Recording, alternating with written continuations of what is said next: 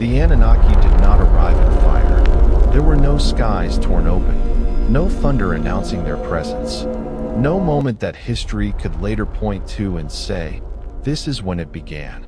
They were already there, standing, watching, as if they had always been part of the landscape.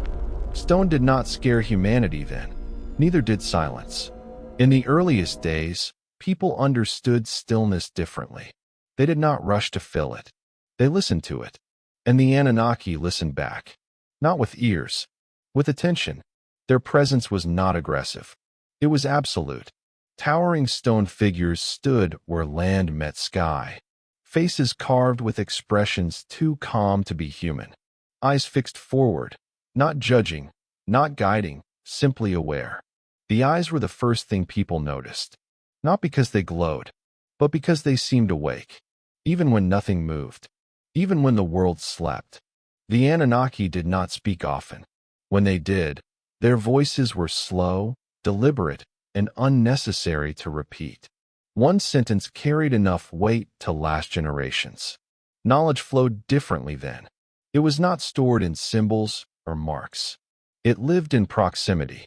Humans learned by standing near the Anunnaki, by watching, by absorbing patterns they did not yet have language for. The tablets came later. Before that, understanding passed silently. The Anunnaki showed humanity how to observe the sky, how to count without numbers, how to recognize cycles without naming them. People did not ask why. They asked how long. And the Anunnaki always knew. This was not benevolence. It was stewardship. Humanity was young, but not ignorant. Their minds were open in a way modern minds are not. They held long continuity without effort. Generations flowed into one another without clear edges. Birth did not feel like a beginning. Death did not feel like an ending. The Anunnaki noticed this.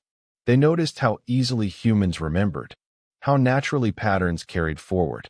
And at some point, quietly, this became a concern. Not because humans were disobedient, but because they were becoming complete. A species that remembers too much eventually stops needing guidance. The Anunnaki did not fear humanity. They feared imbalance. Knowledge accelerates. Memory compounds. And unchecked continuity creates autonomy. The decision was not made in anger. It was made in silence. There was no announcement.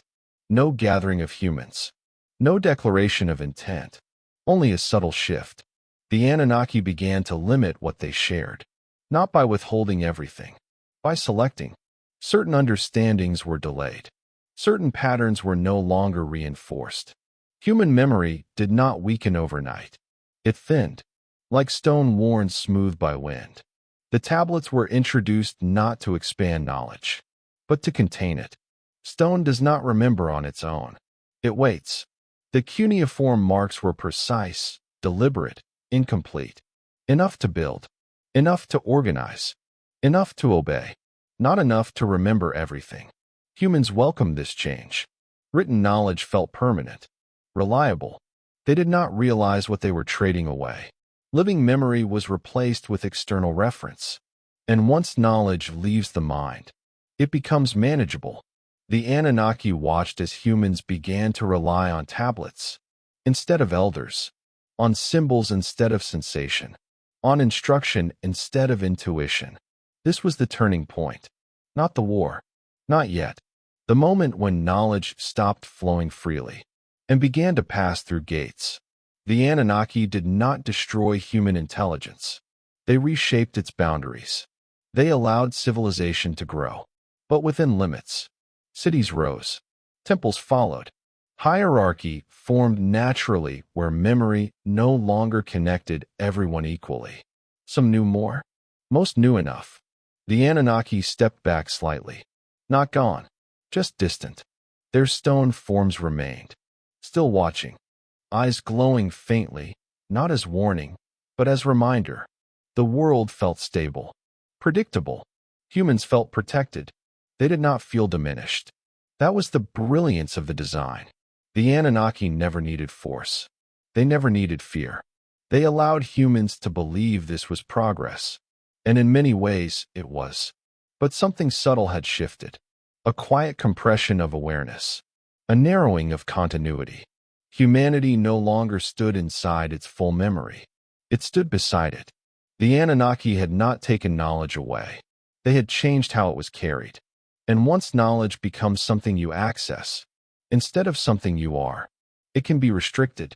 This was the moment humanity crossed a threshold, not into ignorance, into dependence. The Anunnaki did not speak of this decision. They did not need to. The structure would hold, and it did, for a long time. Long enough that no one would remember there had ever been another way. The cities did not rise all at once. They appeared gradually, as if the land itself was testing how much structure it could hold. Walls formed where memory had once been enough.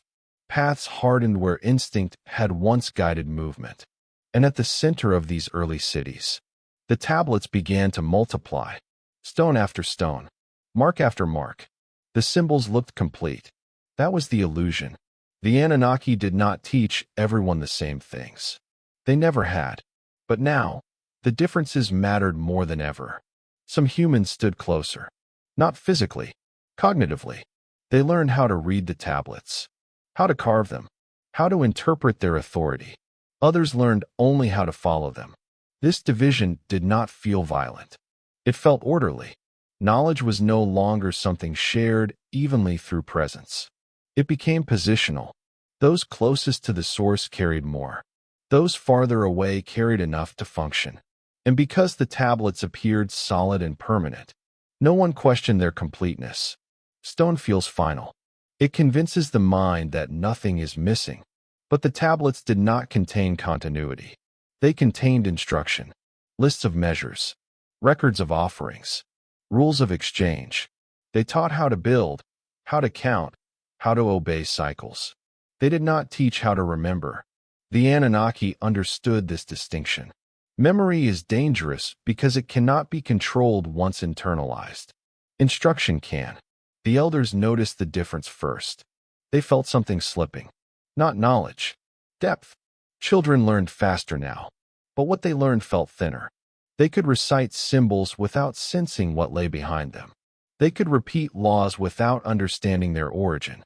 The flow of knowing had been interrupted. What once passed naturally from mind to mind now passed through stone. And stone does not adapt. It does not respond to context. It does not feel. The Anunnaki watched this shift with calm precision. This was not punishment. It was calibration. Human minds were still powerful, still curious, but now they required permission to go further. The tablets acted as gates. They defined what could be accessed and what remained unmarked.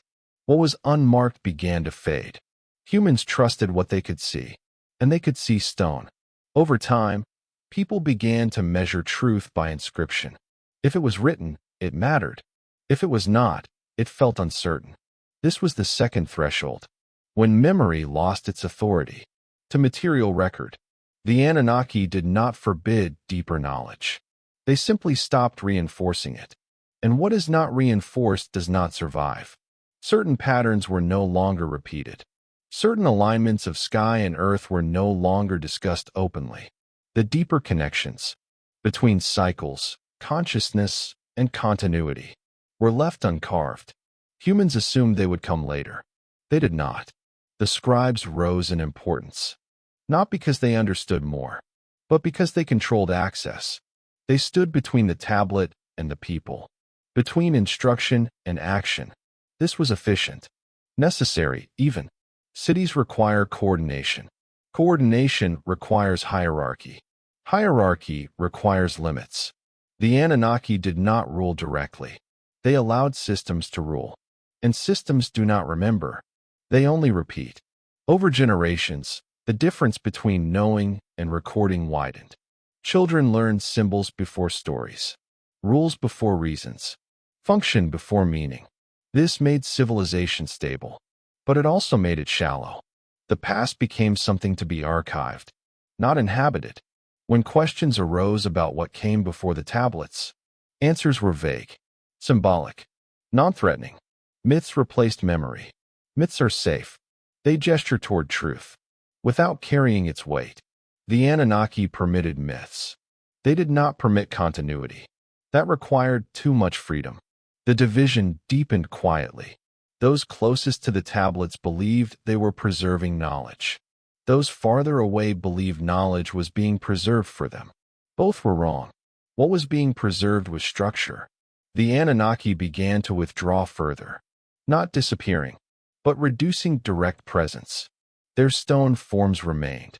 Their eyes still glowed faintly, but their voices grew rare. Humanity filled the silence with organization, with law, with ritual, with repetition. The cities flourished. Agriculture expanded. Trade routes formed. From the outside, this looked like advancement. And it was. But advancement without depth always carries a cost. The cost was not immediately felt, because the world still worked. It always does. For a time, the elders spoke less now. Their memories no longer fit cleanly into the new order. They felt out of place, irrelevant, and irrelevance silences faster than fear. When they tried to speak of a time before tablets, listeners grew restless. There was work to do, stone to carve, orders to follow. Memory became impractical. Impractical things are abandoned quietly. The Anunnaki did not intervene. They observed. This was the phase they had anticipated, when humanity would choose efficiency over continuity. Not because it was forced, because it was rewarded. The division was complete. Knowledge was no longer something humanity was. It was something humanity managed. And management always favors limitation. This was not the end. It was preparation. The ground was set. The boundary was forming. Humanity had accepted a reduced version of itself, without ever seeing what it had left behind. The Anunnaki had not taken too much. They had taken just enough. There was no single moment when humanity realized something had closed. No sound, no sign, only a gradual shortening of reach. Thoughts that once traveled freely began to slow, not stopping abruptly, just losing momentum. People noticed it first in silence, in moments when the world grew still, and the mind wandered without direction. Certain questions no longer led anywhere. They dissolved before forming fully, as if the mind itself had learned where not to go. This was not forgetfulness. It was containment. The Anunnaki did not remove awareness. They reshaped its perimeter. Humans could still think deeply, but only within a defined range. Beyond that range, thought felt abstract, disconnected, unreal. The sensation was subtle but consistent, like standing at the edge of a cliff hidden by fog. You feel the absence before you see it, and once you feel it enough times, you stop approaching the edge. This is how the boundary became permanent, not through enforcement, through habit. Children born into this world never sense the boundary as loss. To them, it was simply the shape of reality. They did not remember a time when thought reached further. They had nothing to compare it to. The Anunnaki understood this principle well. A limit only hurts if it is felt. So they waited. They allowed generations to pass, each one inheriting a slightly narrower field of awareness. Not enough to alarm, enough to normalize. The deeper continuity, the sense that consciousness flowed through time without break, faded into background intuition, then into myth, then into irrelevance. The tablets now defined the edge. What was written could be known. What was not written felt unnecessary.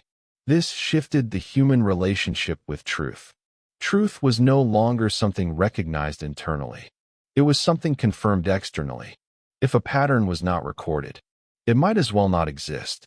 This was the moment humanity lost direct access to its own depth, not because it was stolen, because it was no longer reinforced. The Anunnaki reduced their presence further. They stopped correcting misunderstandings, stopped clarifying omissions. They allowed interpretations to drift. Drift always favors simplicity. Complexity requires continuity, and continuity had been compromised. Human institutions filled the gap quickly. Priesthoods emerged, not as tyrants, as interpreters. They stood between the people and the tablets, between the symbols and their meaning. This role carried authority, and authority thrives where boundaries exist. The priests did not lie. They simply worked within the limits. They taught what could be taught. They avoided what could not be reached. Over time, they forgot those deeper layers had ever existed. Their certainty felt genuine, which made it powerful. The Anunnaki observed. This was the outcome they had predicted. A species capable of building civilization, without exceeding its designated range of awareness. Balanced, contained, predictable. The gods had not lost control. They had transferred it. From presence to structure. From guidance to system. The final stage required distance. Direct contact reinforces memory. So the Anunnaki withdrew almost completely. Their stone forms remained. Silent. Immobile. Symbols rather than teachers. Humans continued to project meaning onto them. But projection is not connection. The gods became icons. Icons do not speak back. The boundary held firm. Any attempt to push beyond it now felt unnatural. Disorienting. Dangerous. People who sensed something beyond the limit had no language for it. No framework. They described visions. Dreams. Intuitions. Others listened politely. Then returned to routine. Routine had become safety. Safety had become priority. The war against awareness was complete. Not because humanity lost. Because it adapted. The adaptation felt like peace. The Anunnaki had succeeded, not in suppressing human potential, but in reshaping it into a manageable form. Humanity was now capable of greatness. Without autonomy, creativity without continuity, progress without depth. The price would not be paid immediately. It never is. The boundary was invisible, but absolute. And once invisible limits become internal, they are almost impossible to remove. This was the point of no return. The moment when even if the Anunnaki had returned and spoken openly, humanity would not have understood what was being offered. The capacity to receive it had already been altered. The gods did not leave because they were finished. They left because their presence was no longer necessary. The system would sustain itself, and it did. For millennia, the withdrawal did not feel like abandonment. That is what made it effective. The Anunnaki did not vanish suddenly. They receded in stages, each step subtle enough to feel natural. First, they stopped correcting. Then, they stopped answering. Finally, they stopped being present at all. The stone figures remained, of course. They always did. Massive, unmoving, watching nothing, saying nothing. Humans mistook this stillness for permanence. They believed the gods were still there, simply silent. They did not understand that silence was the message. With the Anunnaki no longer guiding interpretation, humans began to interpret for themselves. This was celebrated as independence, a sign of maturity. Civilization does not collapse when guidance disappears. It reorganizes. And humans reorganized quickly. Priests formalized ritual. Scribes standardized symbols. Rulers codified law. Each role emerged not from deception, but from necessity. The systems worked. They brought order, predictability, stability. And stability feels like progress. The absence of divine presence did not create chaos. It created administration. The Anunnaki had anticipated this. They understood that humans, once bounded, would seek certainty wherever it could be found. And certainty thrives in systems. Institutions replaced memory as the primary anchor of identity. People no longer remembered who they were by continuity. They remembered by role. Farmer, scribe, priest, ruler. Function replaced lineage of awareness. This allowed societies to grow large, without collapsing under complexity. It was efficient, and efficiency became the highest value. Humanity praised itself for this transformation. It told stories of ascent, of progress from chaos to order, of enlightenment through structure. The loss that accompanied this ascent was never named, because naming it would have required the very continuity that had been removed. The gods became distant ancestors. then myths, then metaphors. Harmless, contained. The stone statues no longer represented presence. They represented authority. People obeyed not because the gods were watching, but because the system required it. This was the final handover. Control no longer needed divine enforcement. It had been internalized. Humans followed rules, because rules made life manageable. The deeper awareness that once guided intuition had no place in administration. It was inefficient, unpredictable, dangerous, so it faded further. Children grew up without sensing anything missing. They learned the world as it was presented to them, ordered, measured, categorized. They did not question the boundaries of thought. Why would they? Nothing in their experience suggested. Those boundaries were artificial. The Anunnaki were no longer necessary. The experiment was stable. Human civilization could now expand, without exceeding its designated range of awareness. And expand it did. Cities spread. Empires rose. Knowledge accumulated. But knowledge accumulated horizontally, not deeply. Facts multiplied. Meaning thinned. The past became something to study, not something to inhabit. Humans wrote histories that began where memory allowed them to begin. Everything before that point was myth, speculation, harmless curiosity. The Anunnaki were satisfied, not because humanity had become small, but because it had become predictable. Predictability allows balance. Balance prevents disruption.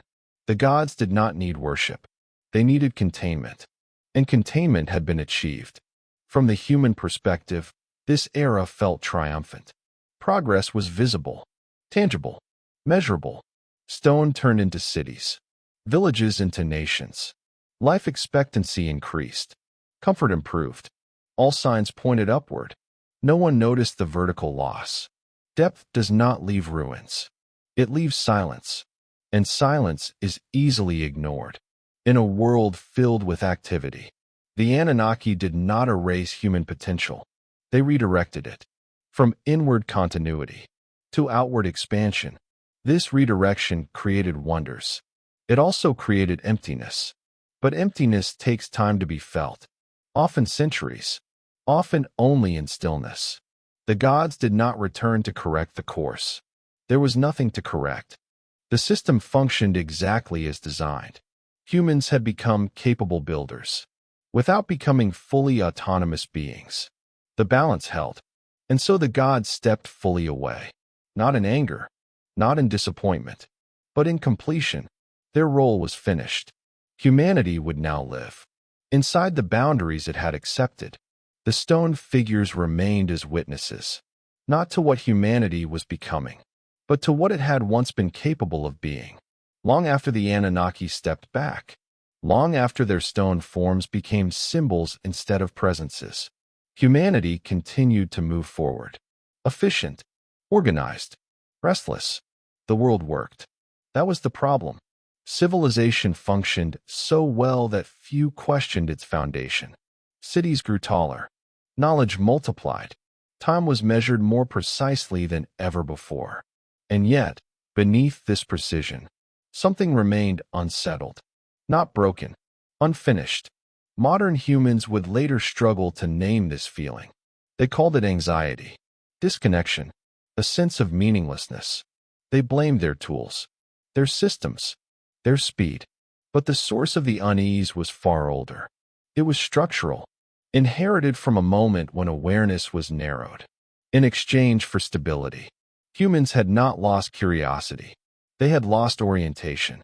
They searched endlessly for purpose, moving from belief to belief, from achievement to achievement. Nothing ever felt complete, because completion requires continuity, and continuity had been interrupted. The Anunnaki did not leave behind instructions for happiness. They left behind boundaries, invisible ones, boundaries that shaped how far the human mind could travel, without realizing it had reached an edge. Most people never encountered that edge consciously. Life kept them busy. Noise filled the silence. But in moments of stillness, late at night, in dreams, in quiet contemplation, something stirred. a recognition without memory, a feeling that the story of humanity began too late, that the opening chapter was missing. This intuition surfaced across cultures, in myths of gods who taught and withdrew, in stories of golden ages that ended without explanation, in repeated symbols carved into stone by civilizations that never met. The similarities were dismissed as coincidence or archetype, safe explanations, because to consider continuity would require questioning the boundary, and the boundary was uncomfortable. Fragments of the Anunnaki legacy remained scattered, not as instructions, as impressions, stone figures with calm, unreadable faces, eyes that seemed awake even when lifeless, tablets filled with symbols that felt precise but incomplete. These remnants did not explain anything. They provoked, and provocation is dangerous in a system built on stability. So the remnants were categorized, studied, archived, turned into history. History is safe. It isolates the past. It prevents it from touching the present too directly. The Anunnaki did not need to hide their traces. They knew humanity would contain them voluntarily. The war was long over, the outcome secure. Humanity lived inside the result, without ever needing to be reminded of the cause. And yet, the silence persisted, a quiet pressure beneath progress, a sense that something essential had been traded away. Long before anyone alive had been born, the Anunnaki were no longer required to maintain the boundary. It had become self-sustaining. Education reinforced it. Language reinforced it. Culture reinforced it. Even rebellion reinforced it. Because rebellion operated within the same limits of thought. The deepest questions were never asked, not because they were forbidden, because the capacity to ask them had been reshaped. This was the true legacy of the Anunnaki. Not domination, design. They did not rule humanity. They shaped the conditions under which humanity would rule itself.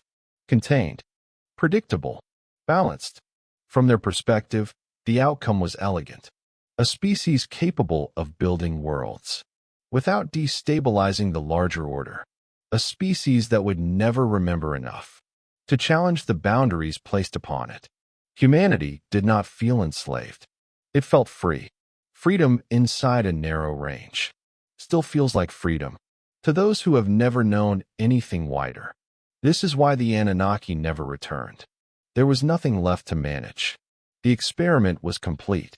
Only echoes remained, in ruins that felt heavier than their age, in symbols that stirred unease without explanation, in the persistent feeling that modern life was missing a dimension it could never quite define.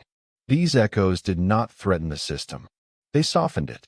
They became stories told late at night, speculations, entertainment, sleep-friendly mysteries. The past was allowed to haunt, but never to return. And so humanity continued, building, learning, forgetting, not because it was weak, because it had been designed to be enough. The Anunnaki did not erase humanity's potential. They calibrated it. And calibration is almost impossible to notice. From the inside, history would move on. Empires would rise and fall. Technology would accelerate.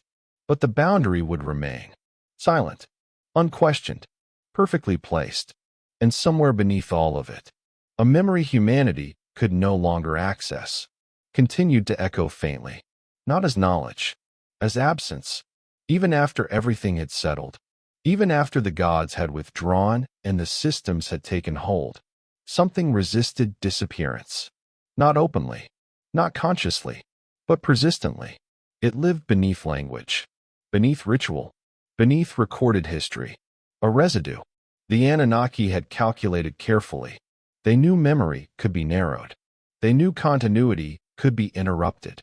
They knew awareness could be reshaped. What they could not fully eliminate was imprint, because imprint does not require recall. It does not live in facts. It lives in structure. Human consciousness still carried echoes of what it had once been capable of holding, not as images, not as stories, as tension, a subtle mismatch between perception and reality. The world felt complete, yet insufficient. This contradiction followed humanity everywhere. It surfaced in moments of stillness, in the strange discomfort people felt, when progress did not bring peace, in the way success failed to satisfy, in the sense that no matter how much was achieved, something essential remained untouched. This was not nostalgia. Nostalgia requires memory. This was something deeper, a longing without object, a hunger without name. The Anunnaki had anticipated resistance, but not this form. They had expected rebellion, myth, distortion. Instead, humanity carried the loss inward. Quietly, the missing continuity expressed itself through behavior. Humans became compulsive builders, relentless organizers, endless searchers. They filled the absence with activity, with movement, with noise. Civilization accelerated not because it was confident, but because it was compensating. The faster it moved forward, the less time it spent noticing what lay behind. The Anunnaki understood this pattern. Acceleration masks emptiness. Noise covers silence. Complexity distracts from depth. And so the system reinforced itself. Every generation inherited a world slightly louder than the last, more structured, more measured, more controlled. And yet, the unease remained. The Anunnaki had not removed humanity's capacity to sense imbalance. They had only removed the tools needed to resolve it. This created a permanent condition, a species aware that something was wrong, but unable to identify what, unable to fix it. This was safer than ignorance. Ignorance seeks knowledge. Unresolvable tension seeks distraction. Humanity chose distraction. Art became expression without memory. Religion became obedience without understanding. Philosophy became speculation without continuity. Each was an attempt to touch what had been lost, without reopening the boundary. None succeeded fully, because the boundary was not conceptual. It was structural. The Anunnaki had reshaped how far awareness could stretch before collapsing back into comfort. Modern humans still feel this collapse. They experience it as impatience, as anxiety when thought becomes too deep, as exhaustion when questions refuse to resolve. They step back instinctively, just as their ancestors learned to do. The boundary still holds.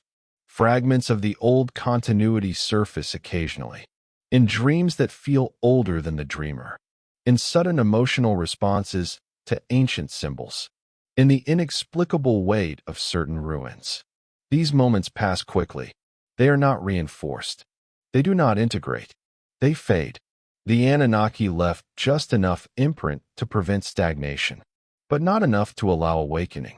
A carefully balanced outcome. Humanity remains creative, but never complete. Curious, but never oriented. Free within a frame it no longer perceives. This is why the question never goes away. Why people continue to wonder. If history is incomplete, if something foundational has been hidden, if the story begins too late.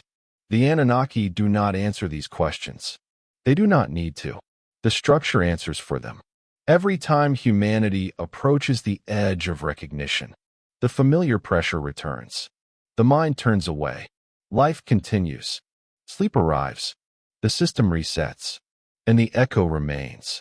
Not loud enough to disrupt. Not quiet enough to disappear. Perfectly calibrated. The Anunnaki did not fail. They succeeded too well. They created a world that could run indefinitely, without ever remembering why it existed in this form. A world where the deepest truth would always feel just out of reach. History moved on, but it almost didn't. There was one final adjustment the Anunnaki made.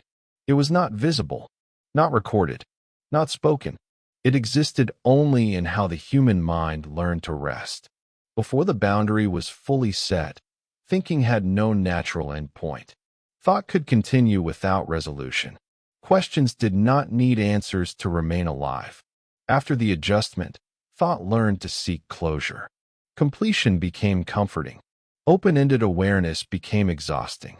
This was the last limit. Humans began to feel uneasy when meaning did not settle quickly. when ideas refused to conclude, when reflection extended too far without utility. This discomfort was subtle but persistent. The mind responded by retreating, returning to what felt familiar, practical, contained. This is why deep contemplation became rare, not forbidden, just unrewarding. The Anunnaki understood that a species that cannot tolerate unresolved meaning will always choose structure over truth. Structure offers relief. Truth often does not. The final limit ensured that even if fragments of deeper memory surfaced, they would not remain long enough to integrate. Humans would sense them, feel their weight, and then instinctively step away. This preserved stability. The Anunnaki did not remove humanity's ability to think deeply. They shortened how long depth could be sustained. Awareness became episodic. Moments of insight followed by retreat. This pattern repeated across generations. Mystics, philosophers, visionaries appeared.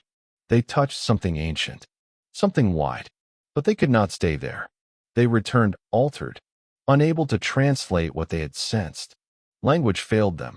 Society absorbed their words as metaphor, not instruction. The boundary remained intact. Civilization continued to reward resolution. Products, systems, answers. Questions became tools, not doorways. This shaped education.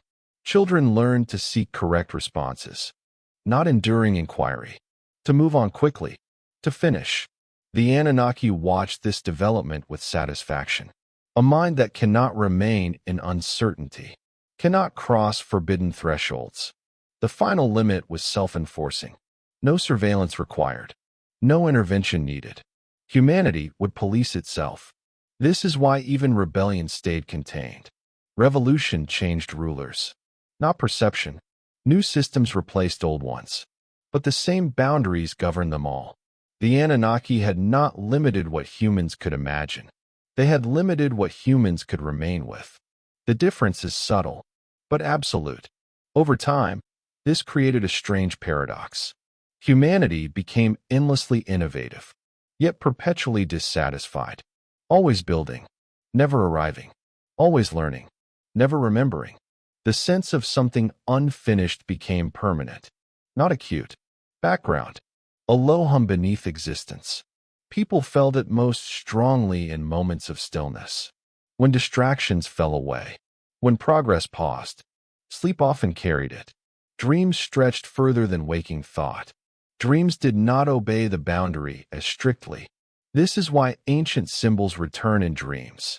Why gods, giants, and forgotten worlds appear uninvited. Sleep loosens the final limit, but waking life restores it. Morning arrives. The mind contracts. Routine resumes. The Anunnaki anticipated this too. Dreams provide release. Without restoration, they vent pressure. Without changing structure, perfect balance. Humanity could sense what it had lost, without reclaiming it. The last limit ensured that even awareness of limitation would never become actionable. This is why history always feels incomplete. Why origins remain disputed. Why every civilization tells stories of something greater that came before. These stories are not memory. They are echoes, distorted by the boundary. Safe, harmless. The Anunnaki did not erase humanity's past. They sealed it behind perception itself. And perception is the hardest barrier to break, because it feels like reality. Humanity lives comfortably within this design. It questions endlessly, but never deeply enough to destabilize the system. The last limit holds, and as long as it does, the story will always begin too late.